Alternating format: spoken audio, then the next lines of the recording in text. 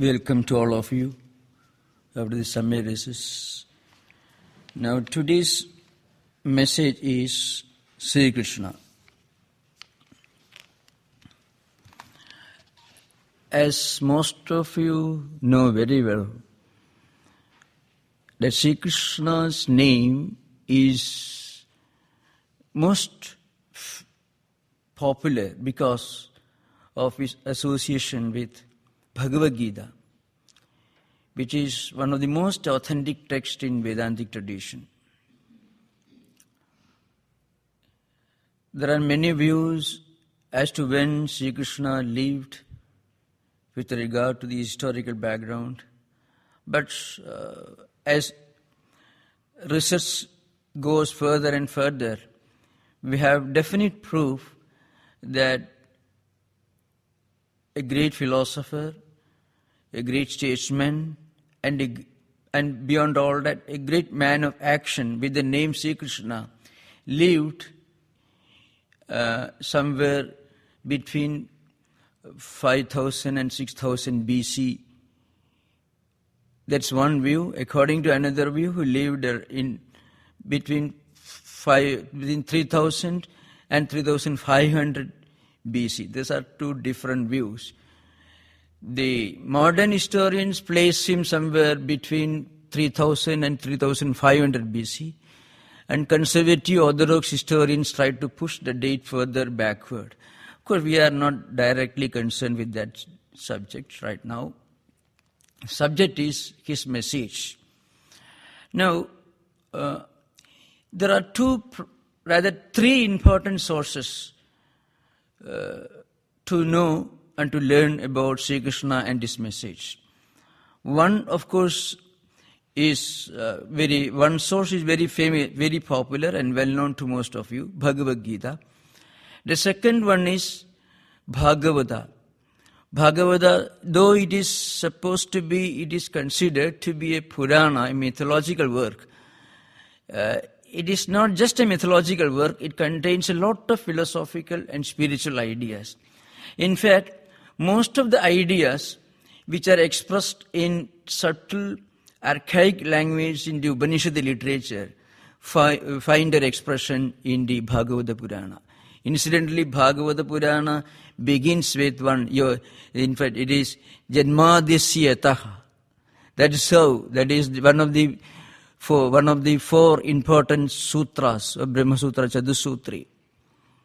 Adhado Brahma Jnasa Janmadhyasya Shastrayonitva Tattvasamannaya. These are the four important sutras of the sutra literature in Vedantic tradition, which has got 555 sutras. Now, of these, Bhagavata Purana begins with the second of the Brahma Sutra, which is purely Advaitic, non-dualistic, and expounds a very high level of philosophical and metaphysical idealism. And this Bhagavata Purana ends with Satyam Param Dhimahi. That is how it ends. The 12th skandha, the 12th book ends with that. So, its beginning and also end is purely Advaitic, non-dualistic. So it is not just a mythological work, though it is included in the category of mythological works, but it is highly Advaitic, non-dualistic, and highly metaphysical in its approach and even in language. The third source of Sri Krishna's message is Vishnu Purana, which is more or less mythological in nature, which consists of a number of stories of kings and emperors and dynasties and battles, and of course a number of dialogues between great sages and wise men of ancient India. So these are the three important sources from which we get an idea of what Lord Krishna's message really was. Now, coming to our own context, we will find that Sri Krishna's message consists of three main principles of ethical philosophy. One, which in Sanskrit is called Satya. Satya is sometimes termed as factual truth. Satya means truth. The second aspect of Sri Krishna's message was dharma. Dharma implies moral principles related to our day-to-day conduct and day-to-day life, and all the ethical and moral principles and spiritual ideas related to our interaction with the external world. The totality of ethical principles which preserve, which sustain this world. See, if human beings deviate from certain ethical moral principles, there will be chaos, there will be some kind of imbalance in human relations. So the first principle is Satya, which is factual truth. The second principle is Dharma, which is truth as it is applied in day-to-day human life situations. How the idea of higher morality guides and regulates our activities and our interactions with the external world and with our own activities. It's called Dharma. The third very important principle related to Sri Krishna's message is, technically in Sanskrit, is called Ritam. Ritam, we can say, the ultimate guiding value of existence. The ultimate guiding value of existence. So Rita is the higher philosophical value. Satya is the value as applied to day-to-day human actions in its most factual dimension. And Dharma as the ideal of truth applied in our day-to-day human life situations and our interactions with external world. Now, Sri Krishna's greatness was that he expounds the highest value, the highest spiritual and metaphysical value, which may be called Rita, as the guiding motto of human life. I shall give a few examples that will make the point clear. Now coming to Bhagavad Gita, which everyone knows, It takes the form of a dialogue between two men of action, two warriors. The teacher is Krishna and the disciple is Arjuna. Now we have to remember, if you read Krishna's life as it appears in Bhagavata Purana or Mahabharata, Vishnu Purana, why I did not mention Mahabharata, because I mentioned Bhagavad Gita. It is included in Mahabharata. Mahabharata contains more than 100,000 verses and Bhagavad Gita contains 700 verses. But the genesis and the gist of Krishna's message, which he expounds in Mahabharata, which is spread out over this 100,000 verses, is compressed and summarized in 700 verses in Bhagavad Gita. That's why I specially did not mention Mahabharata. Now, if you read Mahabharata, Bhagavad Gita, and of course Bhagavata and other books, you find Krishna was a very complex personality. He was a statesman, he was a pacifist, the one who stood for non-violence, the one who struggled his best to avoid the Mahabharata war, the war between the two dynastic groups, the Pandavas and Kauravas. And he was a great metaphysician, as very obvious from Bhagavad Gita. And above all that, he was a complete man. In fact, to understand the implication of my statement, I can quote from Swami Vivekananda. Swami Vivekananda says that there was no cobweb in his brain. In his means Krishna's brain. So you read any number of characters. You go to Shakespeare, Hamlet. Sometimes he weeps, sometimes he cries, sometimes he doubts, wavering Hamlet. You go to any important character in any world classical literature, there will be some inadequacy, some incompleteness. Even the greatest of human being, according to Vedantic tradition, Lord Rama himself, Rama was supposed to be the most perfect man. That's how Ramayana begins. At the beginning of Ramayana, a question is put by Valmiki, the author of Ramayana, to a great sage, a man of wisdom in ancient times. And Valmiki, the author of Ramayana, gives a long list of all human qualities, all sublime attributes which a man can imbibe and practice, so far as man is concerned. No, don't talk about incarnation and divine manifestation, nothing of the kind. Valmiki looks upon Rama as a perfect man, as a man who became great because he practiced all possible human virtues. Konusmin sampradam loge gunavan kasyavirvan dharmaknyascha kridajnyascha satyavakyo dridhavrda. Like the number of good qualities. He should be truthful, he should be grateful, he should be violent, he should be... And all the conceivable human attributes are listed by Valmiki. Then he puts a question, who is the person alive right now in this world who embodies all these human attributes? And in answer to Valmiki's question, Narada says, there is only one man. Ikshvaku Vamsha Prabhu Ramo Nama Prakirtidaha. That is how Narada begins his answer. You are given a number of human attributes, qualities, truthfulness, gratefulness, courage, all possible human attributes. Then Narada says, such a man is Rama himself. So Rama is the embodiment of all possible human virtues, according to mythological views, mind you.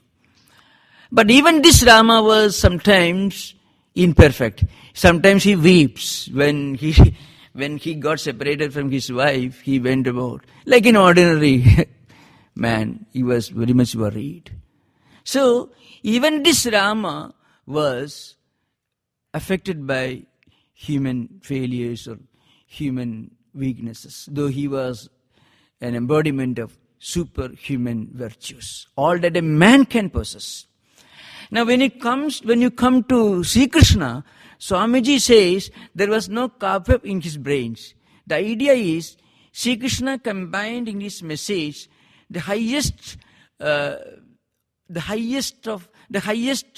attributes of idealism with down-to-earth pragmatism, which is the ultimate that a man can reach. He was the embodiment of the highest idealism and also the highest pragmatism.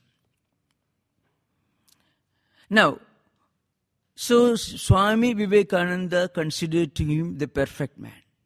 In Sri Krishna's life, you find he never doubts, he never worries, he never bothers, he never repents. He is never worried and he is never jubilant either.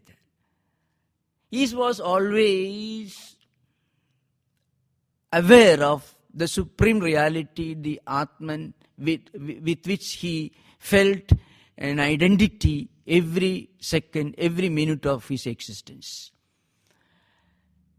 To drive home this point, the mythological work Bhagavata Purana gives a very interesting picture of Sri Krishna's attitude towards the world and towards himself.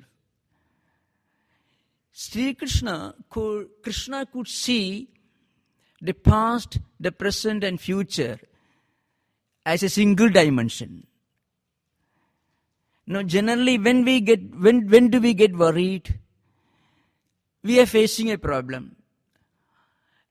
We somehow feel that this problem will continue forever. Though intellectually we may know, we have the feeling within that nothing can last forever in this empirical world. Nothing empirical can last forever. But still we become worried, we become depressed because we feel that this problem will continue. It is an unsurmountable problem. Or when do we get overjoyed? When do we become jubilant? We lose in a sense of merriment because we think that pleasant experience, that joyful experience is eternal. So both can make us feel either the unpleasant experience is eternal, everlasting, or the pleasant experience is eternal, everlasting. When we feel that pleasant, the happy experience is everlasting, we become overjoyed. And when we feel that this unpleasant experience or unhappy experience is everlasting, we become grieved. Now, if you understand, you may intellectually understand, but when you are facing a problem, we forget it. See, anyone who reads history or psychology or read books like, you find a number of books, 10 Principles to Success, or Live in Eternal Present, such wonderful books which bank executives and business executives try to memorize every day, but they are not able to overcome this problem when they are facing a dilemma or a crisis. They may, but again it comes back. Now, Krishna says that if one keeps in mind that there is only one supreme consciousness, one supreme reality, which is beyond all this, which is the transcendent principle, one need not be grieved and one need not feel unhappy, one need not feel too happy either. Now, Krishna could see the past, present and future as a single dimension. After all, philosophically, if you analyze, you understand the line of demarcation between the present and the past is just like a line that you draw on water surface. The line of demarcation between the present and the future also is like a line that you draw on water. Once you know that the present won't last for long, then you won't be either too happy or too unhappy. So Krishna could feel the same identity, this feeling of the sense of identity with the Supreme Principle. He could live in this world, but we can be away from it. This is supposed to be the secret of Sri Krishna's sense of equanimity, which he expressed on so many occasions in his life. If you read the Mahabharata, you will understand it much more. I am coming to this Bhagavad Gita. I mentioned earlier, when you have a problem or of choice between the factual and the ultimate value of anything, we must give importance to ultimate value. Because factual may be just a deceptive cover of the reality. In the beginning of Bhagavad Gita, you find Arjuna approaches Krishna and tells him, well,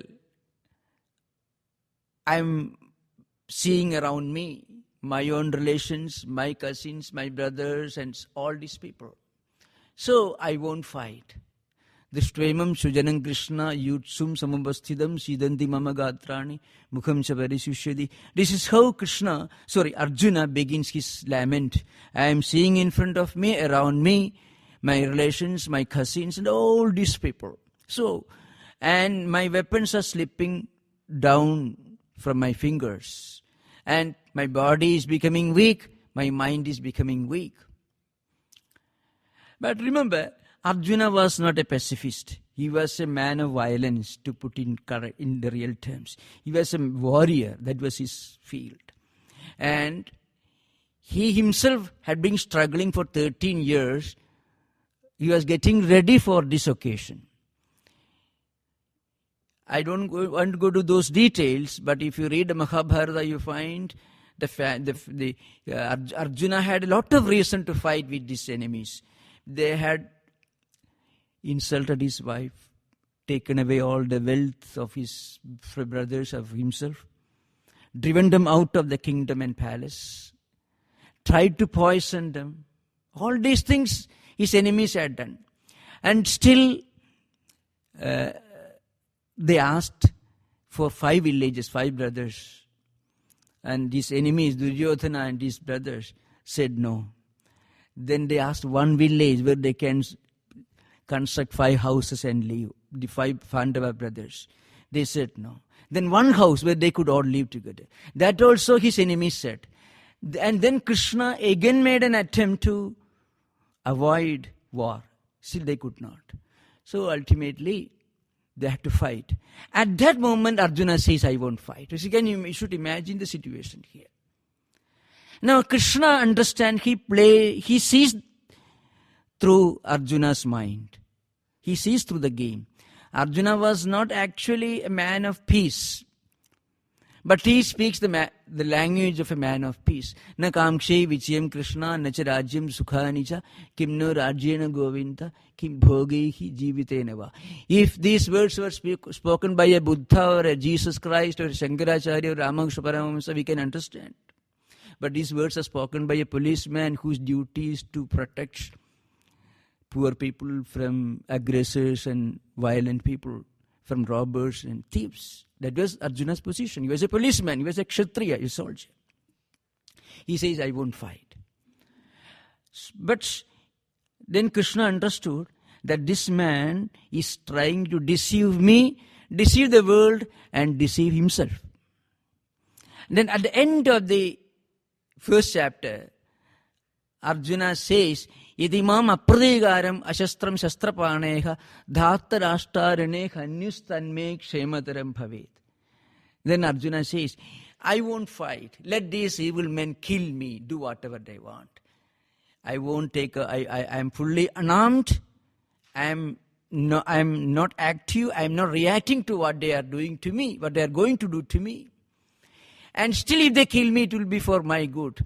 Now, this kind of philosophy you don't find anywhere in the world. And then he says, Eva mukta arjuna sankhe rathopasta upavishat visrujya sacharam chapam shoka samvikna manasaka. I am just trying to take you to a journey through Arjuna's mind and Arjuna's evolution. How Krishna brought about this evolution, with kind of spiritual revolution, in other words, in Arjuna's mind. So Arjuna says, I won't fight, I am going to do nothing. It's like a farmer saying, I won't do farming. A student saying that I won't study, or a teacher saying, I won't teach. That's how Arjuna reacts in the first chapter, the beginning of Gita. The Arjuna Vishada Yoga, it is called. And you know what Arjuna says at the end of the 18th chapter, at the end of the Gita? If you read it, you will understand the magic of Krishna's message. Arjuna says, Nashto moha smidir labdha tot prasada maya achyuda sthidosmi gata sandeha karishe vajanam tava. The last word which Arjuna says is karishe vajanam tava. In English language, I shall act, that is to be underlined. I shall act, I shall work as instructed by you.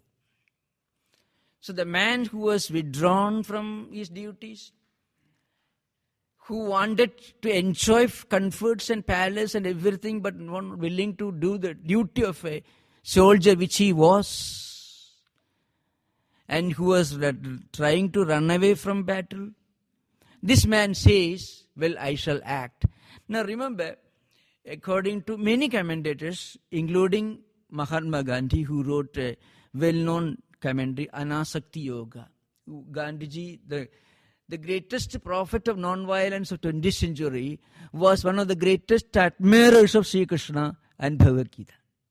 So Gandhiji, for Gandhiji, again, non-violence was always a principle of vrita, means ultimate spiritual value. If a soldier says that he won't do his duty And if his inaction leads to sufferings and massacre of thousands of people, that soldier is actually practicing himsa by not fighting, according to Gandhiji. This is the point we have to remember. So ahimsa is an attitude. It has got a psychological dimension, a metaphysical dimension. So Gandhiji was a great admirer of this aspect of Bhagavad Gita. So when Gandhiji quotes this verse in one of his articles, you find in Young India, Nashto moha smridil labdha tutpasadat maya achyuta sthidosmi gata sandeha karishe vajanandava. Arjuna says, "No, Lord Krishna, I am free from all my doubts. All my misunderstandings have gone. Now my mind is clear. I am ready to act, do my duty properly."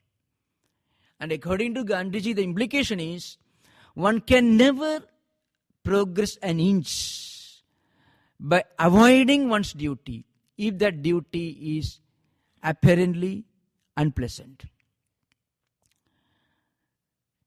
It is a little different from Kant's concept of duty, because Kant never extends this implications of duty to the consequential factors.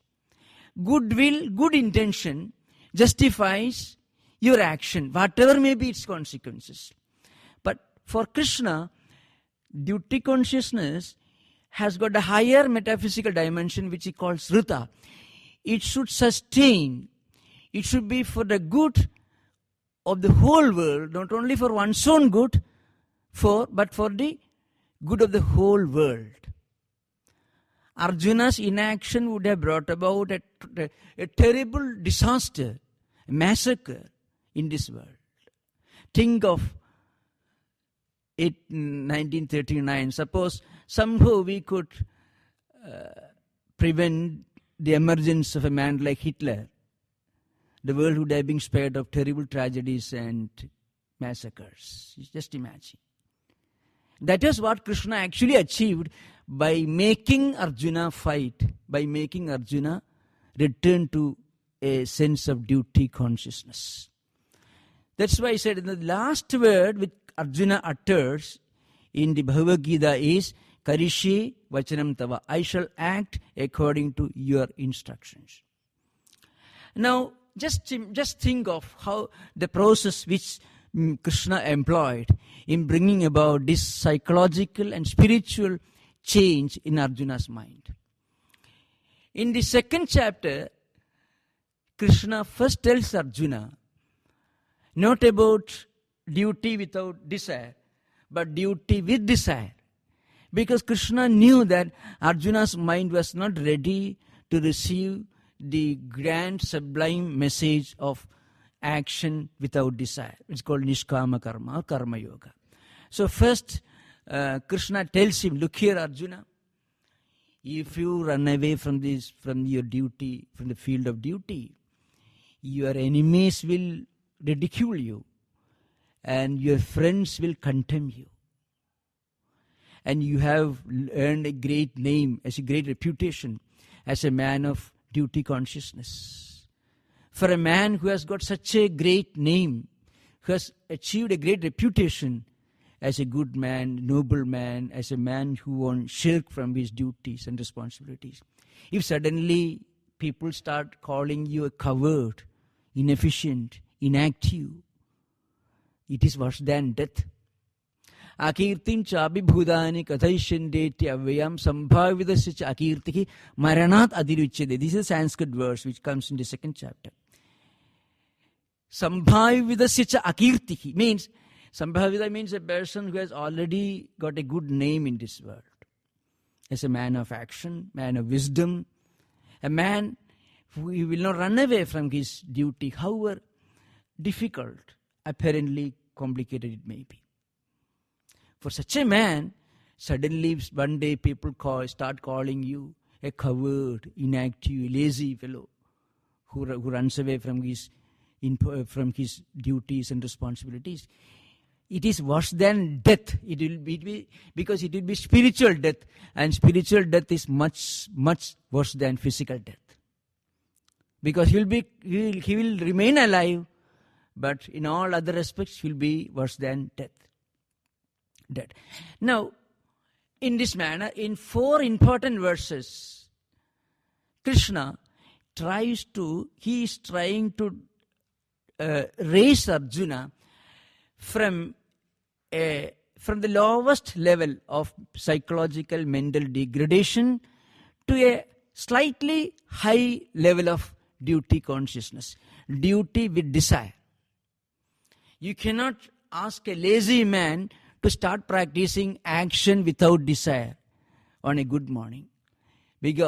So first you have to tell him, if you do this, you can enjoy this. So if a student is lazy,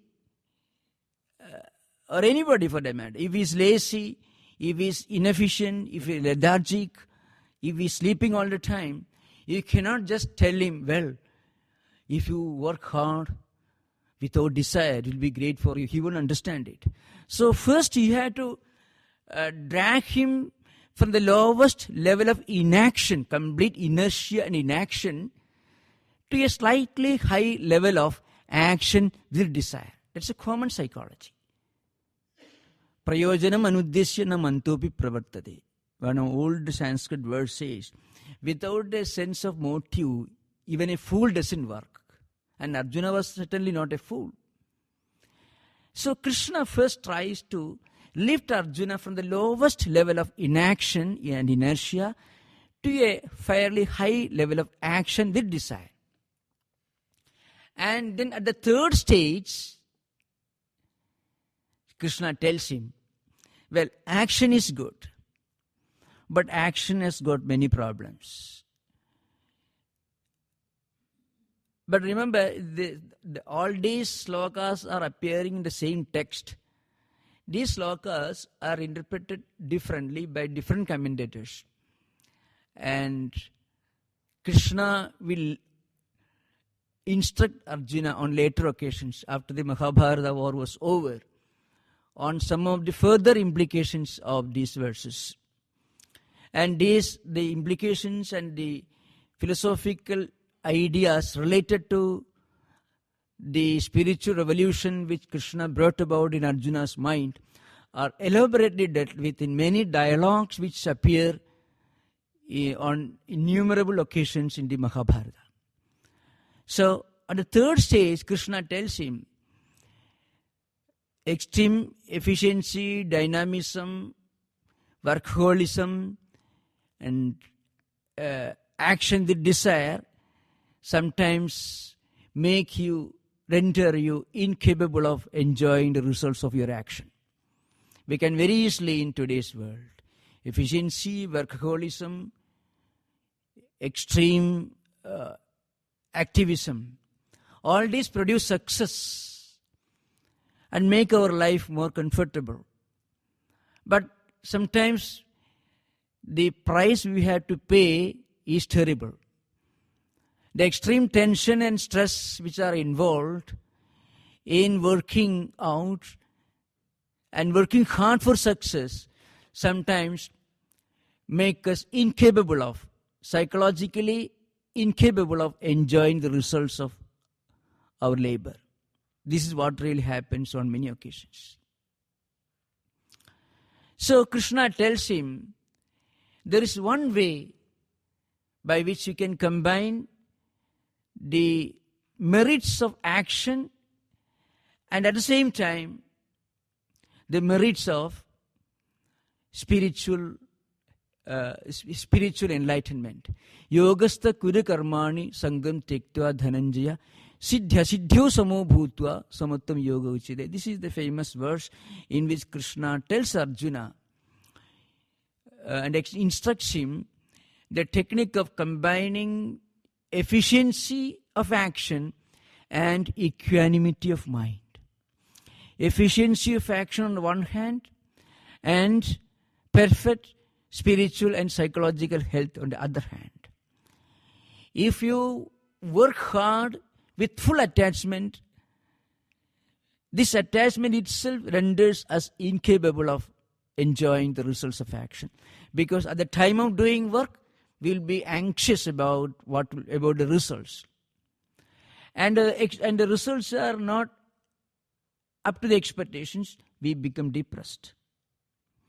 And very often, anxiety, neurosis at the time of doing work, and depression later on, all these and other complications, tension, stress, and all that, will make you incapable of enjoying the results of whatever labor, whatever work you have done. So there is a technique of remaining psychologically healthy, free from tension and stress, and efficient action.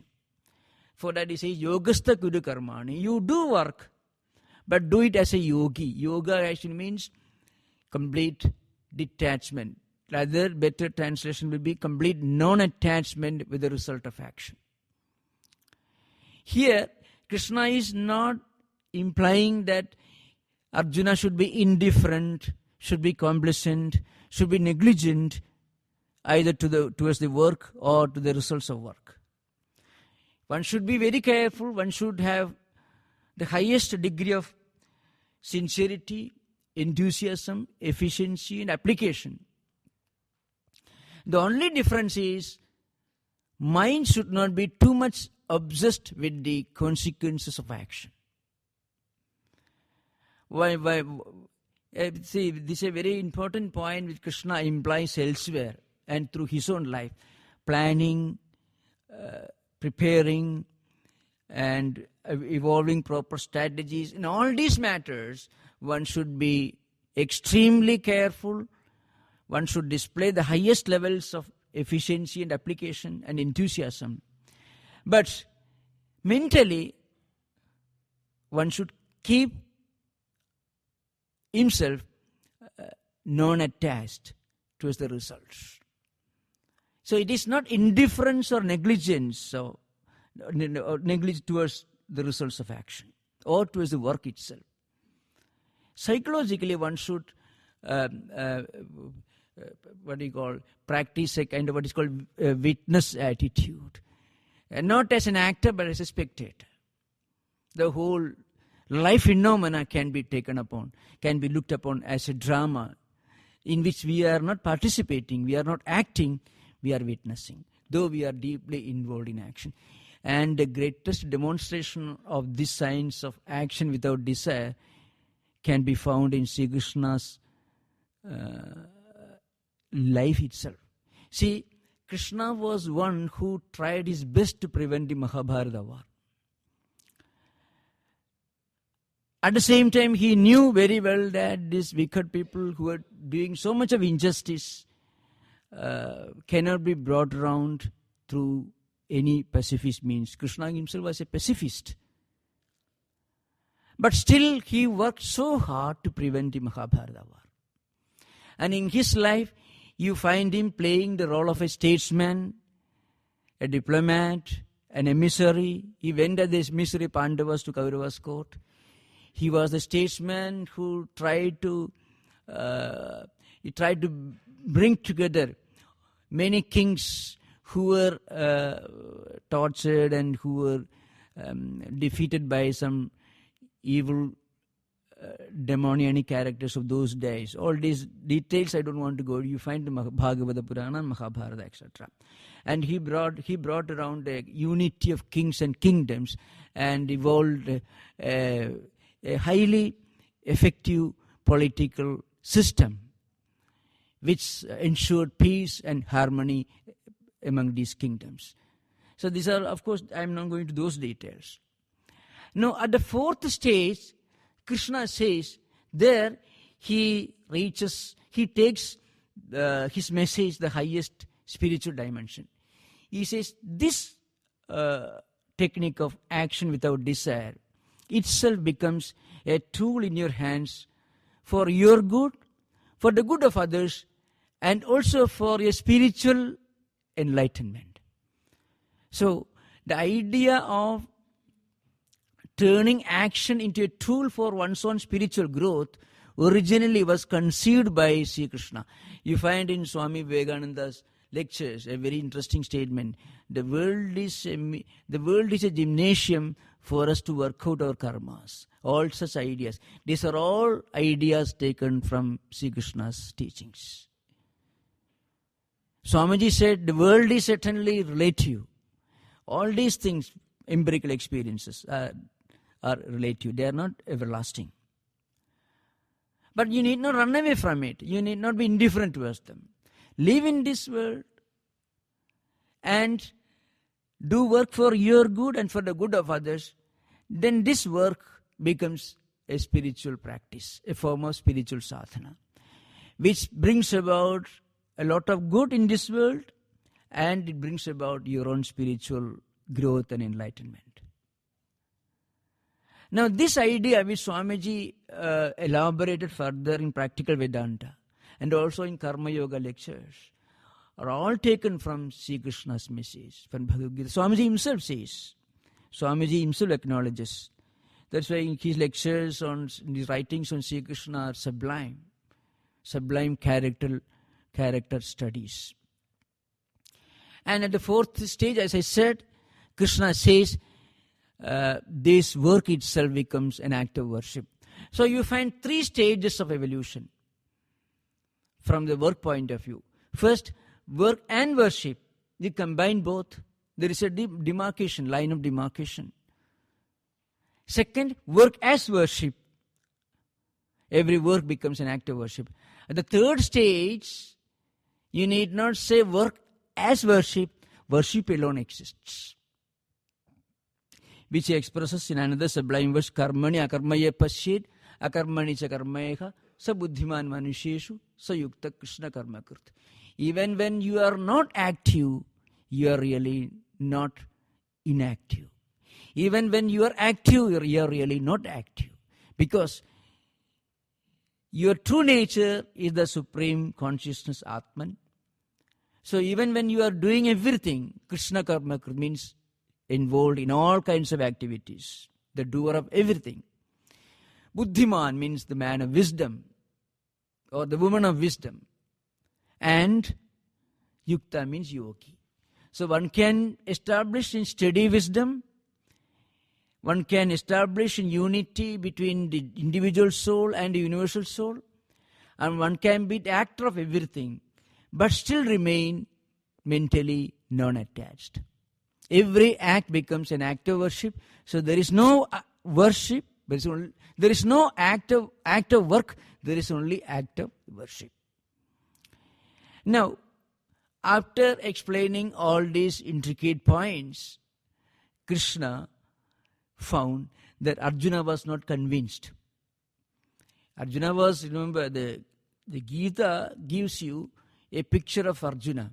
And that picture is not a picture of an exalted spiritual personality. He's a very ordinary man, full of doubts, confusions, and misunderstandings. As Arjuna himself acknowledges his own position in the first chapter. So he was not convinced.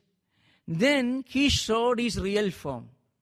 Not the Krishna as the man, Krishna as a supreme principle, which is identified with the supreme time principle.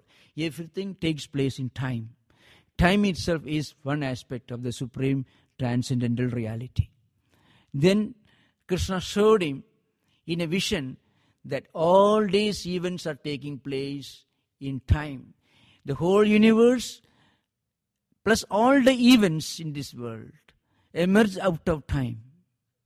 And they exist in time. They're dissolved into time. So then Krishna told him, even if you don't work, what is to happen, what is destined to happen, will happen.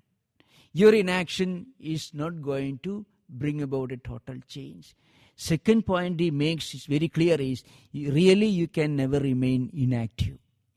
Even if you try to be physically inactive, mentally you will be always active. Even if you lay down in an easy chair, physically you are inactive. But your mind will be dreaming, speculating and thinking about events. That also is action. So one can never remain inactive, both psychologically and physically at the same time. And then if anyone thinks that he is really inactive, when he is only physically inactive, Krishna calls him a hypocrite. It is an act of hypocrisy. The karmendriyani samyamya hi asthe manasasmaran indriyarthan vimudhatma mithyacharaka sauchyade. A graphic picture. One is completely withdrawn from all physical actions. And he is lying, maybe sitting. He wants to do many things. He wants to make money. He wants to earn reputation. He wants to enjoy this world. But he is lazy, he is inactive. And then he says, what is so much in this world? What is wealth? That's what he will ask you if you ask him. Why don't you work hard and earn some money? But then he is sitting somewhere and speculating, how wonderful it would be if I suddenly get $1 million. I can enjoy this world. Krishna calls him a hypocrisy. Sorry, hypocrite. It is, such a man is, or a woman, such a person is not a person of renunciation. He is practicing hypocrisy. Because in his mind he has desire. But he is not willing to express his inertia and laziness. I can't work physically, I am not the one to work. He doesn't say that. He says, well, what is there so much in wealth, so much in worldly success, all absolutely meaningless. That Krishna, Arjuna uses those terms. Na kamshe vijayam Krishna, na cha rajyam sukhani cha, kim no rajyena govinda, kim bhogaihi jivitena va. In the first chapter you find Arjuna tells Krishna. Krishna understood this man is absolutely steeped in worldliness. Wants to enjoy the world, wants to make money, wants to earn everything that's possible. He wants his kingdom back. But then he says, he is not willing to work for it. So he says, what is there in victory? Kim bhogaihi jivitena. What is the use of this life? What is the use of comforts? That's what he says. So Krishna tells, that won't work. This is hypocrisy. So first Krishna drags him forcibly to a level of action with desire. It's a natural evolution. And then he raises him to a stage of action without desire. And the fourth stage, Krishna takes him to the highest stage, where you naturally become active, but you naturally become non-attached.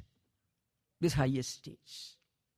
And he gives the example of great kings and emperors of ancient times who practiced this unique philosophy of life, of combining action with the highest contemplation. One can be active within, one can be active without, and one can be contemplative within. So the art of combining internal contemplation, inner contemplation, and external action. This is the real philosophy of life which Krishna gives to Arjuna. These ideas are given in so many forms, in so many dialogues in the Mahabharata. But Krishna has got several approaches, many methods of dealing with the problems of life. See, there is an old devoted lady, a pious lady. There are two in Mahabharata. One is Kunti, the mother of Pandavas. The other is Gandhari, the mother of Kauravas. Both are exalted ladies, high, spiritually evolved, very pious, very devoted people. When Krishna addresses them, talks to them, he talks with all compassion, all humility, all humanness. That is the greatness of Krishna. And sometimes there is also a kind of a Yudhishthira who is more or less like a wavering Hamlet of Shakespeare. A virtuous man, but always doubtful to act or not to act. And Krishna gives him a little spirit, some fire and some manliness he gives to him. Some of the commentators of Bhagavad Gita gives some interesting remarks about Krishna's choosing of Arjuna as his disciple to learn the message of Bhagavad Gita. According to them, Krishna chose Arjuna for some specific reasons. One reason was this: there was nobody among the Pandavas who could really understand the meaning of Bhagavad Gita. If you explain the reasons, it has got a lot of psychological implications in spiritual life.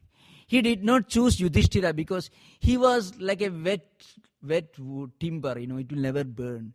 He knew all these things theoretically, but still he was not doing anything. So such a person, he won't have any, there will be no change in his mind even if Krishna tells him.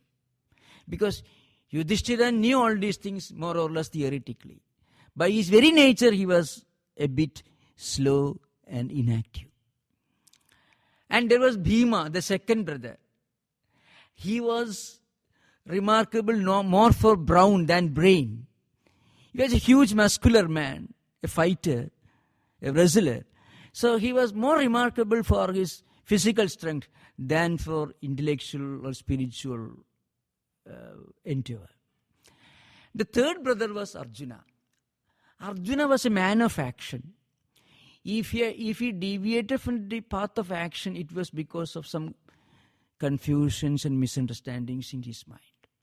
So if you can remove these misunderstandings, he will certainly come back to his old state. He will act out, he will work out whatever teachings he receives. The other two younger brothers were somewhat immature. They were young, immature children. So Krishna didn't consider them to be the right recipients. So Gita's message, or rather the message of Sri Krishna, is something which a sincere spiritual seeker can learn carefully and work out in his life or in her life, and turn it into a compact and active philosophy of life suitable for modern times. So thank you. Om Shanti Shanti Shanti Hari Om Datsa Sri Ramakrishna Order.